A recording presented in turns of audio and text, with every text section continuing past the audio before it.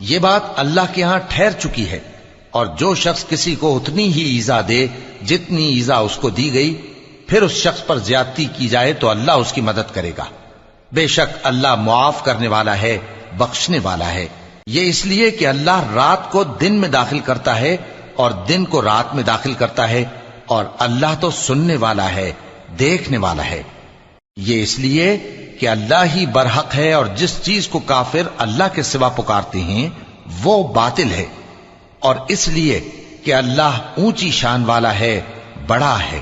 کیا تم نہیں دیکھتے کہ اللہ آسمان سے مے برساتا ہے تو زمین سرسبز ہو جاتی ہے؟ بے شک اللہ مہربان ہے، خبردار ہے۔ جو کچھ آسمانوں میں ہے اور جو کچھ زمین میں ہے اسی کا ہے، اور بے شک اللہ بے نیاز ہے، قابل ستائش ہے۔